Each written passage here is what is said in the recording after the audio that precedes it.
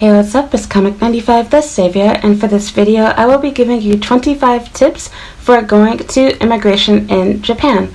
So let's go ahead and get started. Please keep in mind that of course these are my own 25 tips. Everyone has their own opinions about immigration, and depending on which immigration bureau that you're going to, the rules will be very much indeed different, which we'll talk about later on in this video. So first things first, number one, make sure you check out the MOJ or Ministry of Justice's website to see what exactly is required in order for you to get your visa. Depending on the visa type that you are trying to get, there are different requirements and things that you will need to bring with you. For example, pretty much flat across the board, you're going to immigration, use your brain, use common sense. You're going to need both your passport and your residence card, but be sure to bring any other documents that you might need. For example, something that people oftentimes forget, if you're applying for a work visa, even if it is to renew your work visa, you're required to bring in a copy of your resume as well as a copy of your degree. You do not want to come in there with the actual official copies of these things. You only want to give them a copy of that. You also will need a copy of your contract for your work. So these are simple things that people oftentimes forget to bring in. They come in with just their application, or you might forget the paperwork from your company that's sponsoring you, etc. So be sure to check the Ministry of Justice's website, and if necessary, call to confirm with your specific immigration bureau to get help. Generally, they have services available in English as well as even Spanish or even Portuguese, etc., and Chinese. Not all immigration bureaus offer multi-languages, but all of them do offer English. So even if you can't find somebody physically at the location, you can call their hotline number and there will be someone that can speak to you in English to answer your questions. We'll talk about that later on as well. Number two, ask your visa sponsor to double check your application to make sure that there are no errors, that both you and your sponsor filled out and are giving all of the information that is needed. For example, maybe your visa sponsor might notice, oh, I forgot to, submit this form to give to you, or I need you to go get this, or you forgot to put this here. They can catch things that you probably didn't see, especially if this is your first time applying for this type of visa. For example, when I was switching from having a student visa to a work visa, I honestly had to do it by myself, but I did make sure that I took the time to have somebody else look over my work, and they did catch some errors that I didn't see. Don't worry if you make a mistake, they'll fix it. We'll talk about those things later on, but you want to save yourself as much time and money as possible by just doing everything right the first time. Going to immigration is similar to going to the DMV, and you know what that's like. It's best to just come in over-prepared, be ready, and have everything organized and together instead of getting there and realizing, oh, I forgot to bring this, I don't have that, etc. Save yourself time, money, energy, and just do it beforehand and get help from somebody that is Japanese. Have your employer, have your spouse, have whoever is sponsoring your visa check over your work for you. Number three, ask a Japanese friend or your partner or a co-worker or even your employer if they can actually come with you and escort you to immigration. You never know, it wouldn't hurt to ask, but honestly it's so much easier if you have somebody that can speak Japanese to come with you. It'll both help time go by faster, you have somebody to keep you company and entertain you, as well as the fact if there are any difficulties, your Japanese speaking friend or partner, whoever, they can translate for you and convey whatever you're concerned about, any information, etc. There will not always be somebody there that can speak English, so again, having somebody that is bilingual or that can speak Japanese fluently and maybe not English so well, but enough where they can communicate with you will most certainly put your nerves at ease. It's not necessary. I've honestly never gone to immigration with anyone besides myself, except for one time, and that was during a situation in which my visa was not going to be approved, which we'll talk about that in another story.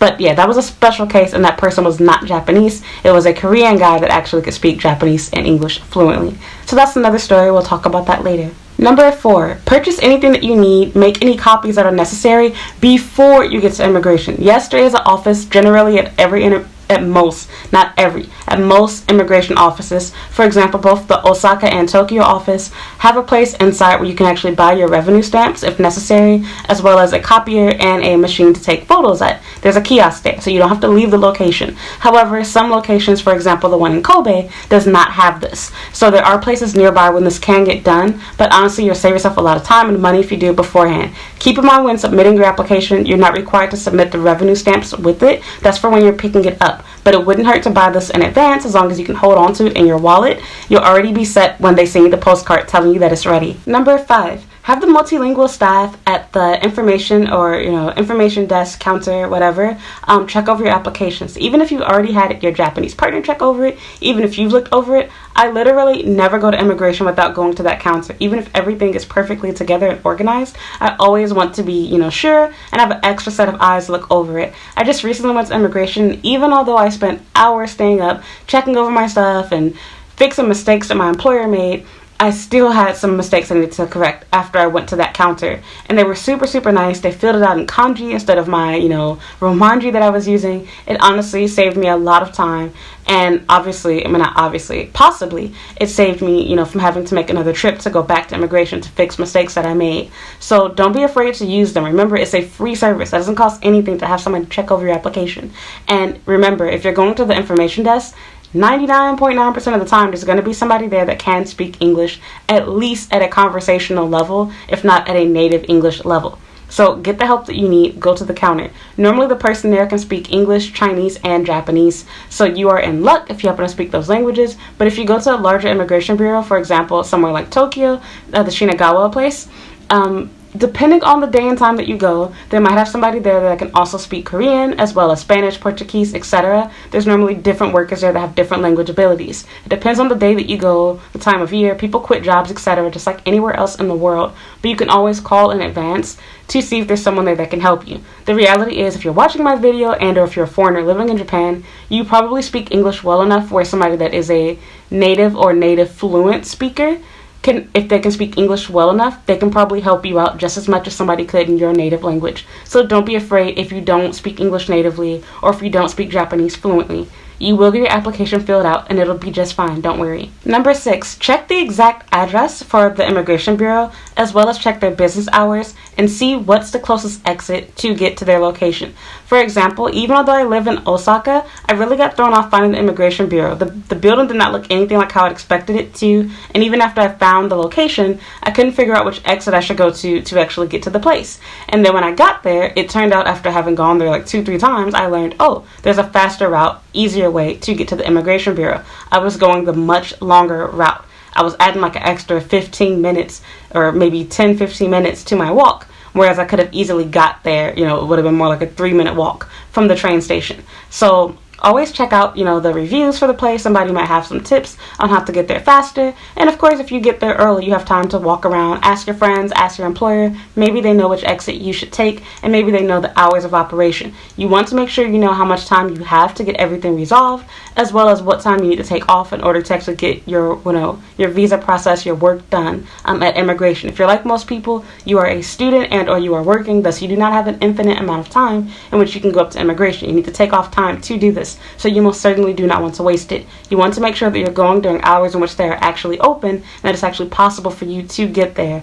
Don't forget that this is also Japan. So you might think, oh, it's a weekday, they're open. What day is it though?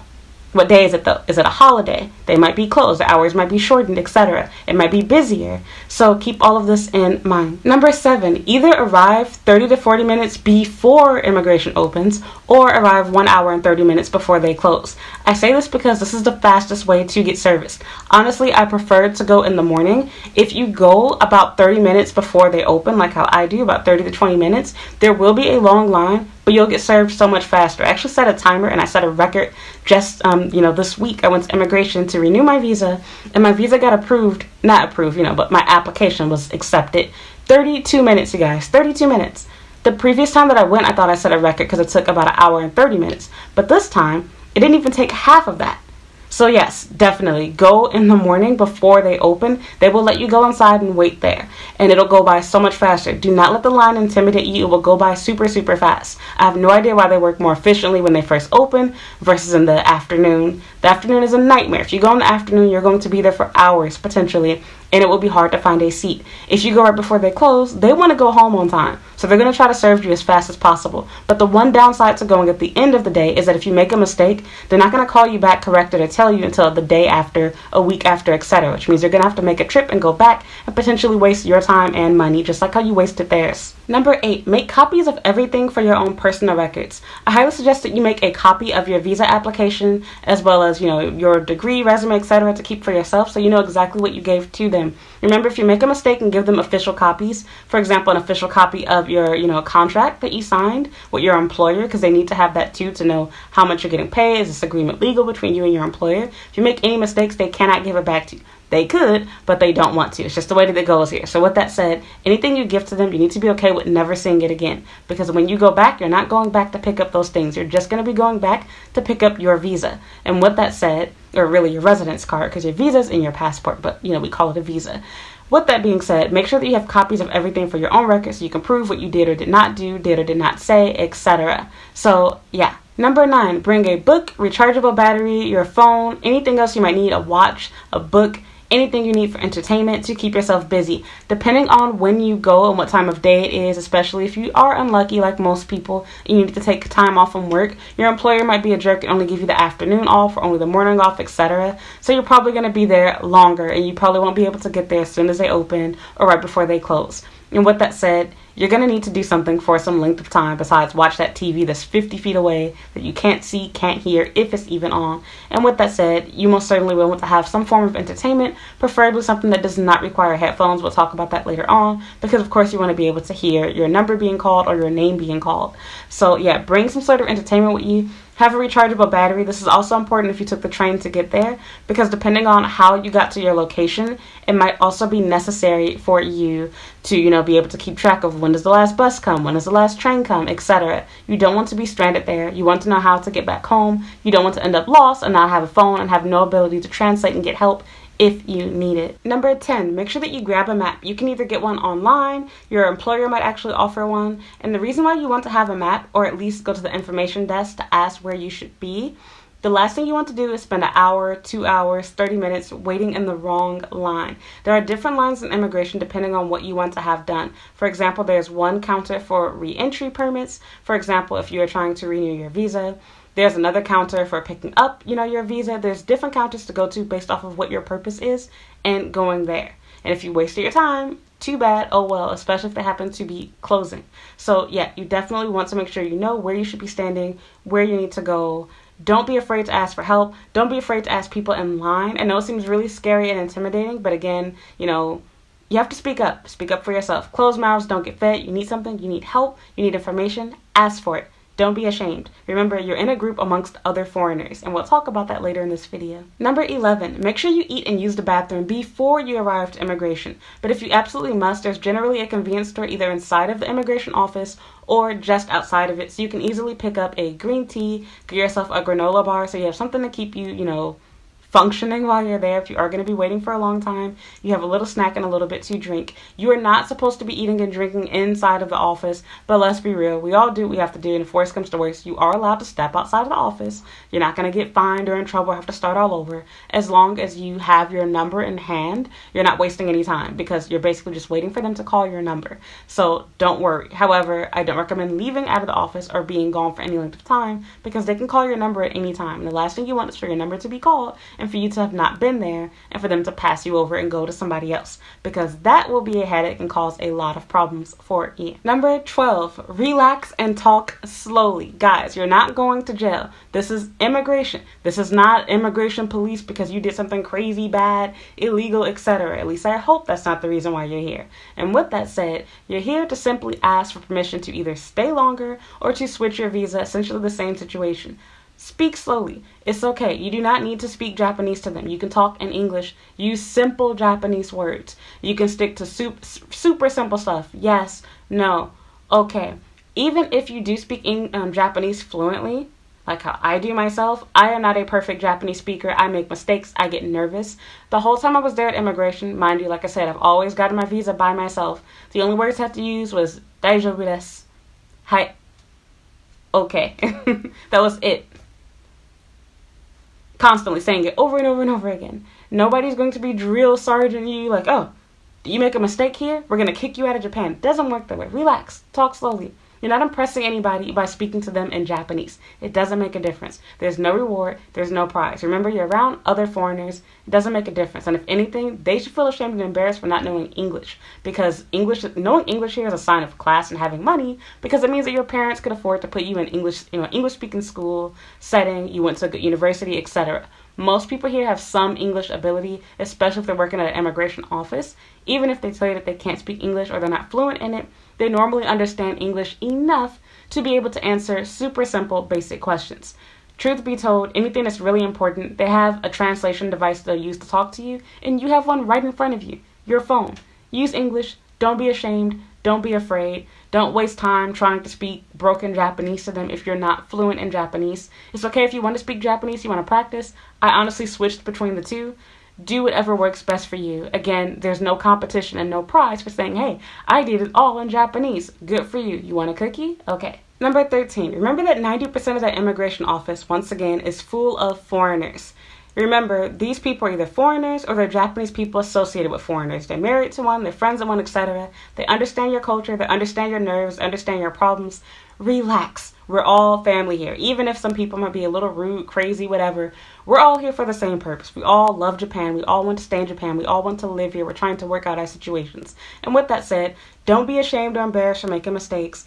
Don't feel awkward or uncomfortable around people, etc. We're all thinking and feeling the exact same way. We're all nervous. We all have the same thoughts going through our mind. It's okay. Even for the Japanese people there, they've seen so many foreigners. They've already been through this. They've dealt with people that couldn't speak a lick of Japanese. They've dealt with people that didn't even know what arigato means. They completely understand. Relax once again. You're around your own kind. We're all a foreign family here, even if we don't act like it. Number 14, make sure that you bring a fan, and as I kind of already said earlier, a water bottle. Generally speaking, the immigration office is going to be hot year-round because there's going to be well over 100 people there at any given time. Typically, it can run up to hundreds of people, if not closer to like 1,000+ people. It can be very, very busy depending on which office you go to, the time of day, and the time of year. So yeah, keep that in mind for starts. Aside from that, again, like you don't want to have a heat stroke, you don't want to have to leave because you get thirsty, you get too hot, I highly suggest bringing an electronic fan that you can use to cool yourself off, because of course, having to fan yourself with an old-fashioned paper fan or, typical Japanese fan, whatever, fabric fans, those things are going to become tiring too. So it's much easier if you have an electronic fan, preferably one that you can wear around your neck as a necklace. Much easier for you. Immigration, can be a very tedious, long process. You might be there for a long time. The actual work that you're doing is super simple. You literally just stand in line and hand them your application, and you sit down and wait for them to call your number just to give them the postcard with your address on it. Super simple. And you'll wonder, why am I waiting here all this time and I can just hand you all of this right now together? I have no idea why they do it that way, but it's the way that they do it. And with that said, yeah. Just make sure that you have stuff in case it is really hot for you, if you're someone that is sensitive to heat like myself, so you're not sweating like a pig and looking crazy. Even if it's the winter time, make sure you bring a fan, make sure you bring a water bottle, just to be safe. Number 15, bring a folder or a jacket and a clear pocket file. The clear pocket file is going to be used to put your application together that you are going to hand over to the immigration office. That is going to be for them to keep, so you will not get it back. Make sure you buy something cheap from Daiso so you're not going to miss it. As for the folder, this is to keep everything hidden so people aren't being nosy looking at your, at your little picture that you have in your application, your address, your name. So it stays private until you're ready to hand it to the office. Also, the folder and or jacket will serve as something to use to reserve your seat. It's petty and you're not really supposed to do it, but let's be real. After you submit your application, you're going to have to sit back down. And sometimes if there's mistakes or errors, you might have to go back up and then sit back down again. And if that's the case, you're going to probably lose your seat within those 2 seconds. It's much easier if you have your own personal items you can leave on that seat that are big enough where nobody's going to move it over or think, oh, somebody left this behind. It'll be very clear, oh, this person is reserving their seat. Nobody feels comfortable touching somebody else's folder or somebody else's jacket, etc. So, sorry to give a little petty tip, but just being real, that's what I would personally do, and it is what I bring with me. But the clear pocket file is to make things easy for the immigration office agent and yourself. Number 16, don't have too much pride. Ask for help and clarity if needed, if they're explaining something that doesn't make sense to you or that you don't understand, but make sure that you're nice to the staff. We'll talk about this later on, but that is super, super important. Do not be a jerk. Be nice. And even if you think that you're being nice, be very, very careful and aware of what your voice and what your language sounds like to a Japanese speaker. For example, even myself as an American, I find that when I talk to people that are British or Australian, even if they don't mean to be rude, they come off as very rude to me as an American because they use a lot of cursing, they use a lot of sarcasm, etc. that I personally do for fun with my close friends, but I don't do it total strangers. So it comes off as super rude and offensive to me, where I don't want to talk to these people. I don't want to befriend them. They seem super rude to me. And I'm not the only person that feels and thinks this way. Japanese people do too. They're amazed at some of the things that come out of your mouth. So be super careful, whether you're American, British, Canadian, whatever you happen to be. Watch what you say. Watch how you say it. Some things aren't appropriate to joke about. Some things aren't appropriate to say. Ask nicely. You're better off sounding too nice and like a kiss butt than sounding like somebody that's a jerk, a Karen. Sorry to say that, because I know somebody watching his name is Karen, and want to get your way, basically. If you want them to help you, you need to be nice to them. Number 17, piggybacking off of number 16, remember that each office gets to make their own rules ultimately. It's an unofficial, unwritten rule, but it's the truth.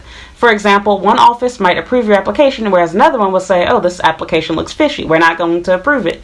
And with that said, you want to make sure you're on the staff's good side. If you come off as a jerk, you're rude, you're disrespectful, you're going to increase the likelihood of them not approving your application and or giving you a hard time, which is exactly what you do not want.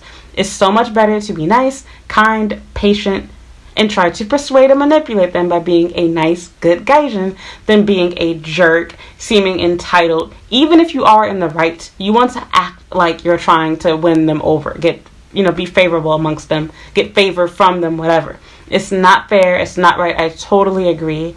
But they're basically like dealing with the police. It's extremely subjective based off of how they say your attitude is, how they say what type of person you are, what they make up, of you. Remember, you are a foreigner. You're basically like a fourth-class citizen in Japan. Gonna keep it real with you. And with that said, you don't have a lot of rights here. The last people you want to screw things up with is the very people that are giving you permission to legally live here in this country. Remember, the person that is handling your application is not the person that necessarily gets to directly approve or disapprove it or disprove it, whatever. But they have some sort of a say in it because they're the ones that accept your application. So if they choose not to accept it, or if you give them a hard time, who knows what they might say or do while you're not there.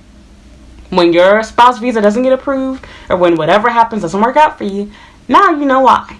So it's better to be kind to them than to be a jerk to them. Remember, they have to deal with people like you all day, as well as other people that do give them a hard time, that do have attitudes, that are disrespectful. You can be the difference by being super nice, super welcoming, super kind, and you don't need to be able to speak Japanese to do that. Just by being really friendly, saying hi to them, saying please, saying thank you, etc. goes a long way. Number 18, dress conservatively and avoid being loud, eating, taking pictures, doing anything else disruptive, taking off your shoes, putting your feet on top of the chairs or tables. You'd be amazed, but I've definitely seen it all. The last thing you want to do, again, is to get on immigration's bad side, to be disruptive, rude, seem like a bad foreigner, etc. For starts, it's embarrassing because everybody's going to be talking about you and looking at you. And secondly, you're not making yourself or your country or your race look good to immigration. Again, it's extremely subjective, and I'm also going to keep it real. You really want to be careful with these things if you happen to be somebody that is from Africa directly, and or if you are somebody that is from another Asian country. For example, if you are from Korea, if you're from China, etc., there's already a ton of racist people working in that office that can't stand Chinese and Korean people. I'm keeping it real. As for people that are from Africa, there's already a bad rep for you. I know there's tons of countries in Africa, just like there's tons of countries in Asia. We're not going to get into all of that nitty-gritty stuff. I'm just going to keep it real with you. You're not going to be treated the same way that I get treated. And with that said, you want to definitely make sure that you look good and favorable, because in their mind, they have this image of you being poor, working illegally, doing other stuff you're not supposed to be doing here, etc. You want to break those boundaries, defy those stereotypes, etc. If you seem like somebody that cannot assimilate, cannot follow rules, etc., again, you're making things worse for yourself, especially if your application is a bit complicated. Remember, application's approval is not, there's no guarantee. There's no guaranteed system. So even if you have a visa sponsor, even if you're going to make enough money, even if you've been here for X amount of time, they are not legally obligated to approve your visa. And unlike in other circumstances or other countries, they do not have to say why they did not approve your visa. They owe no explanation. So even if everything was perfect, and you're like, why didn't my visa get approved? I've been here for 20 years. I can't get permanent residency. They're not required to tell you. Even if you've been dating the same woman for 10 years, you have pictures from all 10 years, dated, time stamped, everything, and they don't approve it, you're not allowed to get, information. Why? Why was it not approved? You can guess, but they'll never actually tell you. They're not legally required to do so. Don't make things hard for yourself. Number 19, make sure you have your visa sponsor's name, email address, and any other information that you might need on hand should you need their help during the immigration, the application process. For example, maybe you miswrote something or they made a mistake, etc., and you don't know what the answer should be for that question or what should be put there. You might be able to put them on the phone and get help right there immediately, and or if something does go wrong and for some reason they can't reach you, they have their information and they can call them should help, be needed from them. I've had this happen to me a couple of times. I've gone to immigration and they notice, hey, using the same application picture you used last year. It has to be one within 3 months. I had another situation where I did something else wrong. I think I went to the wrong immigration office because I had moved from Kobe to Osaka, so I had to go to Osaka, which I didn't know that I had to go there, which FYI, in case you don't know that, you cannot choose which immigration office you go to. It doesn't matter where your job is. You have to go to the immigration office that is within the city that you are living in. For example, if you live in Osaka, you have to go to Osaka's immigration. You cannot go to Kobe, you cannot go to Kyoto. Kobe has a much smaller, faster, process immigration office, which is why I preferred that one because I was familiar with it. It was much easier. It is the place that I went to for the first time to change my status of residence, whereas Osaka's office is much bigger, much more complicated, and took way longer. Tokyo is even bigger. It is like 3 or 4 times the size of Osaka's office for those of you that live in Osaka and have no experience with what it's like in Tokyo. So yes, there's an immigration office in nearly every city, and they're all completely different from one another. They're also different in terms of what type of foreigners you will see there. For example, in Osaka, there's significantly less white and black foreigners, and there's significantly more other Asian foreigners. Tokyo is the same way. It's mostly Chinese and Korean people there too, but there's a good mixture of white and black foreigners. Anytime I go to the immigration office in Osaka, I see maybe 1 or 2 black people at best, maybe about 3 to 5 white people, that's it. Not that it really matters, but just putting it into perspective for you. Depending on the race of people that are there can also determine the languages that the people do speak. For example, a place like Tokyo has more English-speaking staff because there are more white and black foreigners living there. Self-explanatory. Number 20, if you have any personal questions or concerns, call anonymously before you go to immigration so that this way you don't have to give your name, show them your face, etc. For example, if you have any questions about, am I allowed to do this? What's the better option for this? Can I use this instead of that? Is it okay if I did this in Japan? Will this affect my chances of applying? You can ask all of that stuff over the phone without having to give any of your personal information. You can call from a different phone number. But to be honest, they're not going to be keeping track and saving your phone number as long as you don't say you have any intention or plans to do something crazy and or illegal. And with that said, feel free to ask any questions that you want to over the phone or even have another friend or a Japanese person ask on your behalf. You don't have to give your name or give any sort of revealing information. And plus, you'll get your answer before you go there, so you don't have to waste your time just to be told, oh, no, we can't do this, or no, that's not possible. So again, don't be afraid to call, and if needed, don't just call, but ask questions anonymously. It's totally fine to do so. Number 21, while it may be tempting, avoid using headphones, whether it's to watch a YouTube video or to listen to music or play a game. If you're wearing headphones, you might not hear your number and their name being called. Common sense, self-explanatory, but you'd be amazed at how many times people do this. Honestly, this is really hard for me to do. I normally try to play a classic Sonic game on my phone because it will take enough time for me, to be able to play that, and by the time I'm done with a few stages, immigration, the officer's calling me, I'm done, they accept my application, I can go. And that's exactly what I did last time. I played my game for 20 minutes, I was in and out of there. Super simple. So yeah, make sure that you are able to listen and hear what's going on around you. Don't think, oh, my volume's down low or I can see the screen. No. The one time you do that, you're going to be like, what? Nobody called my name. I didn't see my number. And they did try to call your name. Or they did post your number for a second, but you were down looking at your phone screen. Make sure that you are actively listening and watching what's going on around you, because especially if they're really busy, they're not going to waste their time trying to hunt you down and look for you and keep calling your name. They're just going to move on to the next person. Number 22, while of course your goal is to avoid making mistakes will and do happen. I've done them several times. Don't worry about it too much. If you do make a mistake, they will simply call you back up, give you a new application, and or they'll have you, make sure you bring your Hunko stamp. Make sure that's with you. They might have you stamped to make any corrections that are necessary. If you do have a mistake that doesn't get caught until much later after you've already submitted your application and left, they will call your phone, send you an email if necessary. That's very rare, but normally they'll just call you, and or they will call your employer to confirm or explain what went wrong or what they need you to do and tell you when and if they want you to come back. The other great thing is, keep in mind, if you do make a mistake or if something else needs to be done, they most certainly can make an appointment with you. Yes, you can have an appointment for immigration, in which, again, you'll be standing in a different line. You can have an appointment arranged so you can speak with an officer and get whatever you need to have handled, depending on what the case is. So, again, don't worry if you make a mistake. They will catch it, they will have you fix it, or they will fix it themselves. But they will be in contact with you and or your visa sponsor. So do not worry, do not freak out of it. Mistakes happen all the time. They don't expect you to be a perfect person, a perfect applicant, a perfect foreigner. It's okay, relax. They deal with mistakes every day, all the time. You're not the first, only your last person to make them. Number 23, while of course it is ideal for us to be in and out of the office, let's be realistic. Be optimistic, be friendly, be patient. Expect to wait a while. Be realistic. Don't come in there expecting to be in and out in 30 minutes. Tell yourself this is going to take a while. I have entertainment. I have my newspaper. I have my book. I have my phone. You can download crossword puzzle apps, Monopoly, Sonic the Hedgehog, Mario, whatever game you want to play, Grand Theft Auto, Resident Evil 4, anything that you need to pass time. Now we have Among Us. There's so many different things you can do on your phone. You can make notes, schedule things on your calendar, watch my YouTube videos, your own, like anything that you want to do. Use Facebook, scroll through Instagram, there's TikTok, there's all type of things you can do while you're, waiting and wasting time. Use subtitles, of course. Nobody wants to hear your volume. Don't be an annoying foreigner. But expect that you're going to be there for a while. Be friendly, be nice. You never know. You might make new friends. You'll get to talk to new people. I made friends with the guy that I was sitting next to when I went to immigration for the first time by myself. I stayed there almost from the time that they opened until the time that they closed, after they closed. It was a really great experience. He happened to be a pastor at, he was, I think his church was like near Tokyo Station or whatever. It was a really weird, interesting experience, but he was a black guy from the United Kingdom. He was from England. It was really, really cool to talk to him. He was really nice.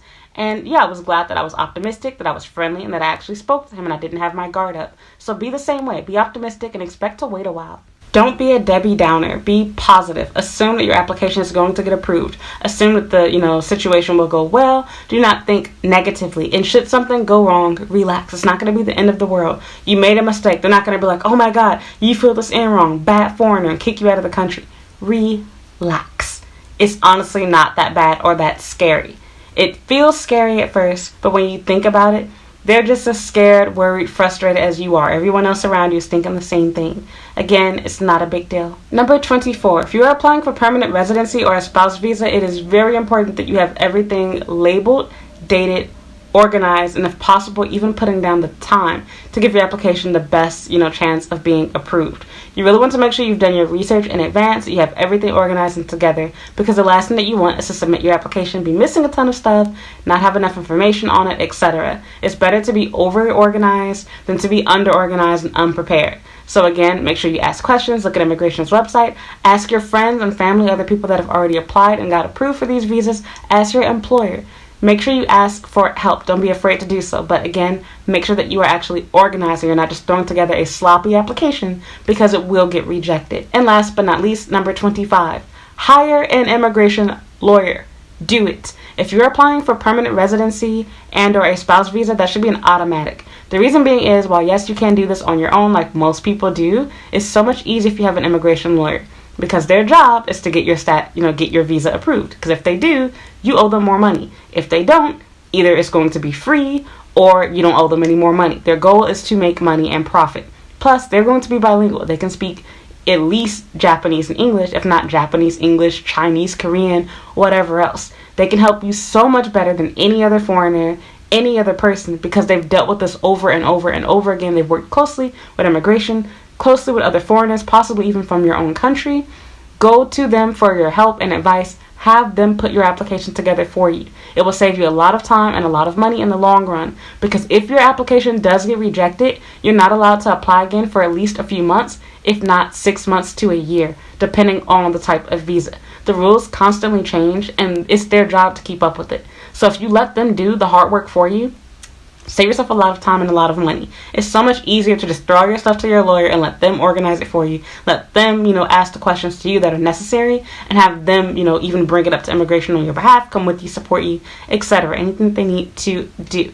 Do not rely on your Japanese spouse. They may be Japanese, but they know nothing about immigration, and they probably never imagined marrying a foreigner in their wildest dreams. And with that said, you need somebody that actually knows their stuff. Not a friend of a friend, not this coworker that got approved, not some other foreigner. Have somebody that actually works with people in your situation representing you. It's costly to get a lawyer, I know, but it's worth it in the long run to have somebody that can do a good job representing you. It will save you time and money in the future. So that is that. Again, relax. Immigration is honestly not that scary. Their goal is to help you at the end of the day. They're not trying to stop you from living in Japan. They want to help you. They want you to be able to stay, live, and work here. It might not seem like it, but they honestly do. They're stressed. They go through a lot. They're government employees, just like how we have in the U.S. It's just like being at the DMV. They deal with so much crap. So you might think, oh, why are they so mean? They work with foreigners. I feel that way too at times, don't get me wrong. But again, it's a stressful job. Everybody's not nice, quiet, patient like how you are. They get yelled at. They get cursed out. They deal with people being completely unreasonable. They deal with people that are super, super forgetful, unprepared, and it's annoying for them too. You'd be amazed at how many people show up to immigration without their passport and or without their residence card, or that don't have a picture already, which is why they have that shop there with the kiosks for doing copies and getting your photos and things like that, because people do come there and forget things like revenue stamps and whatnot. So don't worry about it. Just be kind to them. Mistakes happen. Try your best to be as prepared as possible.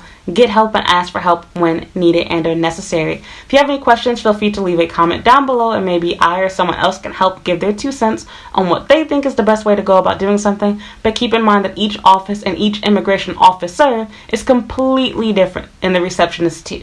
Everyone will give you different opinions, even at the Immigration Bureau itself. So take everyone's advice with a grain of salt. The best help that you can receive on this topic is by going to your exact immigration bureau and or consulting with an actual Japanese immigration lawyer. Do not rely on me or your own friends and family or even your Japanese spouse and friends for help and advice. Remember, they have no idea how immigration works here. Even although they are Japanese, again, this is not something that they have to deal with. For example, I'm an American, but I've never been to immigration in Chicago. I can't tell you anything about U.S. immigration. I only know the little bits that I've seen on TV shows and on, real like crime shows, etc., TV, etc. But I've never even been there myself. I can't speak on these things. I don't know how they go. I don't know how it would help my fiance get a, K1, K9? Well, K9 is a dog. You know what I mean? Whatever that visa is called, fiance visa. I don't know how to do any of that stuff. I watched 90 Day Fiance, but I don't know about this stuff. Your fiance, spouse, wife, husband, whatever is going to be the exact same way. They can tell you what they read and what they think they know. But ultimately, it's going to be whatever the officer decides. So don't be afraid to call. Don't be cheap. Get a lawyer if you need one. And at the end of the day, relax. Mistakes happen. If your visa doesn't get approved, okay, you can wait 3 months, 6 months, 1 year, whatever. You can apply and get it next time. But maybe next time you do want to go about getting a lawyer or having more pictures, put together for, your application. Whatever the, case might be. Maybe you needed to pay your taxes. Maybe you needed to make sure you were enrolled in health insurance or paying your pension or anything else that you didn't handle. So that's it for this video. If you have any questions or comments you want to add, please leave them down below. If you haven't already, please consider subscribing to my YouTube channel. You can also follow me on Instagram and Twitter at Comic95. You can add me on Snapchat at Comic the Savior and follow me on TikTok now at Comic the Savior as well. I have a website at comic95.com and a Facebook fan page at Comic95 the Savior. Thank you so much for listening and watching, and as always, I'd appreciate if you watch another video. So thank you for watching. Bye.